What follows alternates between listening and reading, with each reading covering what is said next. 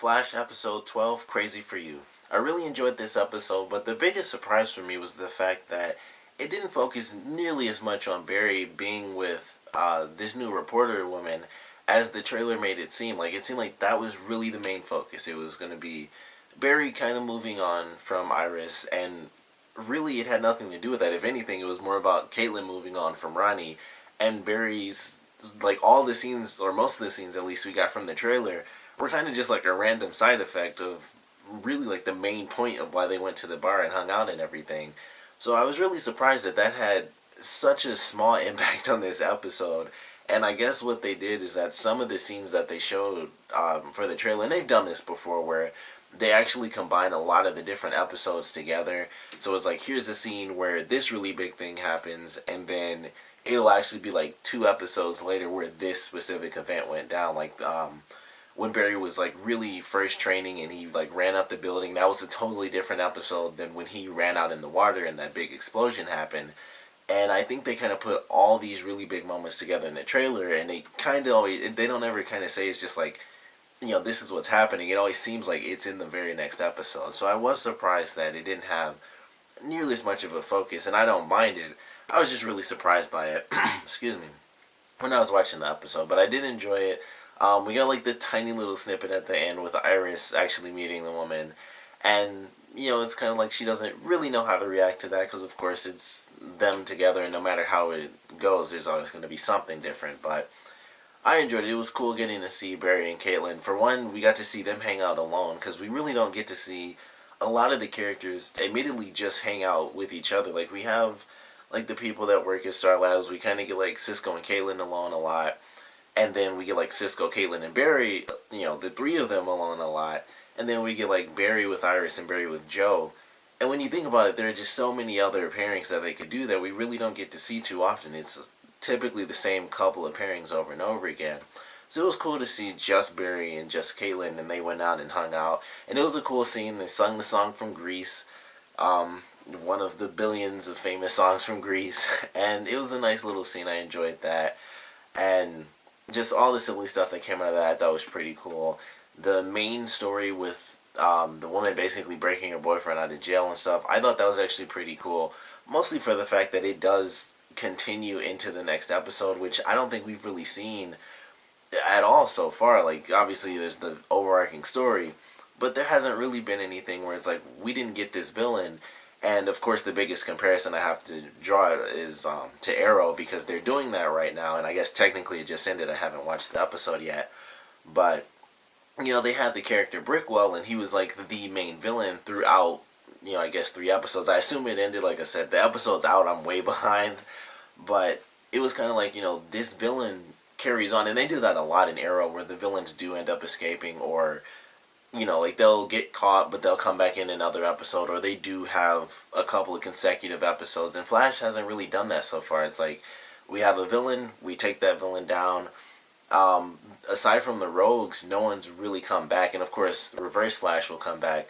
But that's really it so far. So it was actually kind of cool to see, like, they're continuing this case. And hopefully it does continue directly into the next episode, because, like I said, they haven't done that just yet.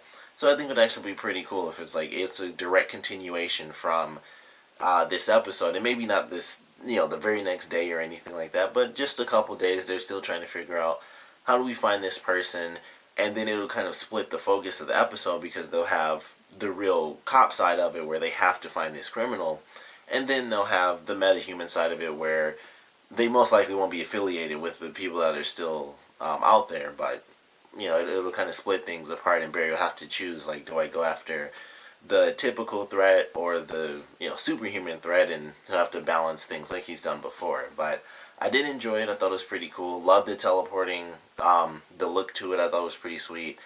The way they did it with she has to see and stuff, that's one of my favorite things about the show, is just the physical and scientific aspect to all the metahuman superpowers. It's like, Barry can do this because of this, she can do this because of this. It's like, their DNA basically combines whenever she holds on to someone else and they teleport. And I thought, that kind of explanation, even if it, goes over your head, depending on how deep they get into it, it's still really cool. And then it's like, of course, she can teleport, And, if you take away light, it takes away the teleportation cells or the particulates, as they said that a bunch in this episode. It stuck in my head. But I thought it was really cool. I love the science aspect of it. It was cool that they found out her limits. Like, if she can't see where she's going, which of course made me think of Nightcrawler. I don't know if it did for anybody else. But that's how his powers work. He has to see where he's going. At least that's what they say in the films. I don't know how it changes depending on cartoon or comic or whatever. But I enjoyed it. I thought that was really cool. Like I said, it looked really sweet. I kind of wish she was in it a little more, because I really did love the way it looked. It had like the smoke details to it. It made me think of the game Infamous, and I know if you've played the most recent Infamous game, you probably thought the exact same thing, because it's kind of like a puff of smoke and stuff. It's not exactly the same, but it's slightly similar with the smoke and stuff. It made me think of the smoke ability. But I enjoyed this episode, of course. I have to talk about, the final scene we got with Gorilla Grodd. That was really cool. It made me really excited, because they ramp things up in this show and they don't waste time, because I think it's really because of Arrow. Like, they've done so well with Arrow. Everyone knows, like, they have good writing. They can have a set pace for Arrow. They've set that pace. They've kind of adapted the pace depending on what the villain is, whether it's a minor villain or like the main season villain or whatever. They've had the time to kind of build up their writing skills and their pacing skills and all that stuff. And now we have Flash, which oddly enough moves at like a Flash pace, where it's like this happens, and then we introduce this. And I think they did the Grodd thing. That was a little while ago, but at least we got the answer. It's like, here's another step, and it's not like he's locked up somewhere else. He's just free. Like, he's basically just in the sewers. He's smart enough to know his own name. He wrote that, at least. So Grodd is smart enough to write, and it didn't look like it was just, scribbles and crap. He wrote it a couple of times, and it looked, you could see certain times look better than other times. So you could tell that he was getting smarter, even just, writing his name, which is only a couple letters long. So it showed like minor progressions. Like, of course, it's a super quick scene, so it doesn't show that much progression. But it was definitely cool. It was exciting to see him. I don't know how far it's going to go as far as this season. I have to assume he's going to be in here somewhere, because they took the time to show him 2 separate times. They did it in the flashback episode with the army, and, we're seeing it in the present. He's in the sewers. He killed 2 people, assuming he killed way more before we got to see him. And it's just really exciting. So I can't wait to see just how crazy things get, and how that brings out some of the extra stuff with Dr. Wells, and maybe some of the other secrets that he's been hiding that we haven't gotten to see yet. But I'm really excited for that. And then we have, of course, like the Ronnie Raymond stuff in this episode was really cool. We got the official explanation of it, and they are definitely going with the comic book storyline, where it's 2 people fused into one. And that seems like that's really going to be the main focus of the next episode, which I'm really excited for. Like, Ronnie appeared to be like in Star Labs in the preview, so I'm incredibly excited for that. Hartley escaping, I honestly didn't expect. I figured, Cisco's going to get the answers. He'll take him back. Things are going to work out. I figured he would at some point escape somehow, mostly because of what he said in the last episode, knowing about Ronnie and stuff. I figured he won't escape this time, but something's going to happen. He'll be smart. He'll be a genius like he is, and he'll somehow get out of there and break out of the little prison.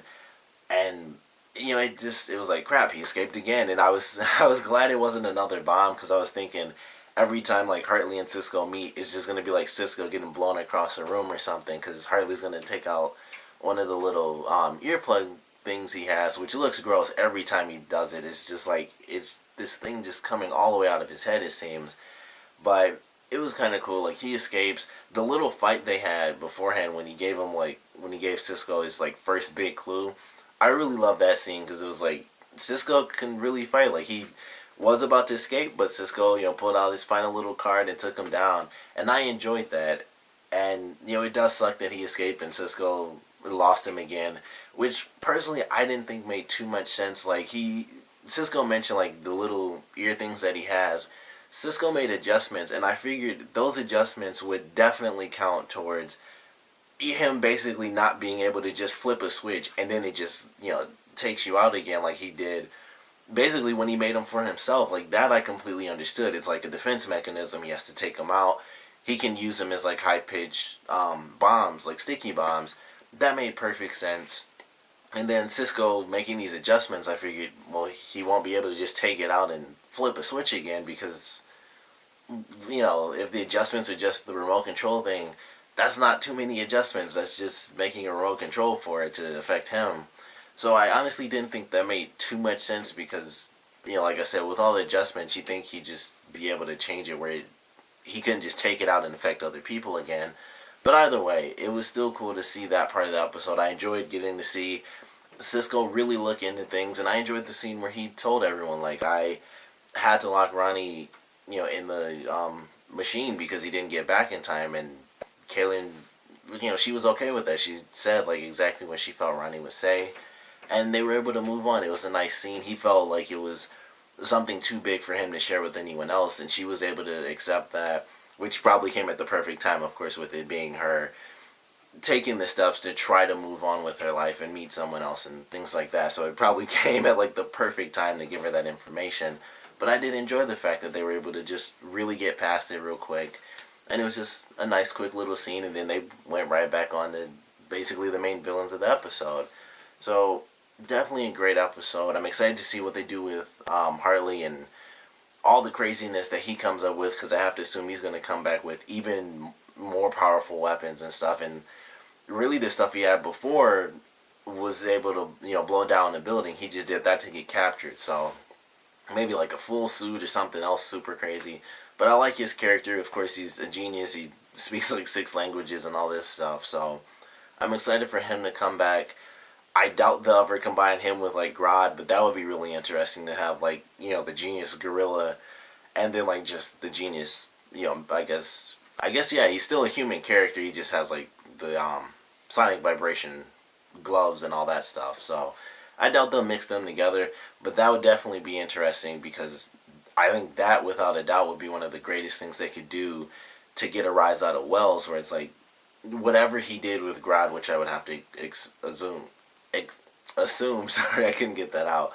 I would have to assume are experiments, and then of course, all the stuff that we already got to see with Hartley, combining those two elements against Wells would probably bring out some pretty cool stuff. But I'm excited to see where things go, not just with the villains, but also like the simple stuff with Barry. Like, admittedly, that's probably gonna last like maybe the rest of the season, and possibly the first half of season 2, and then she'll be gone. They'll break up, and it just won't matter. So I'm excited to see how it plays out because we haven't seen Barry in a relationship in the series yet, so it'll be exciting in that way because of course it's going to provide some pretty good comedy, but I don't think it's going to be exceptionally crucial, but I am still excited for what they come up with.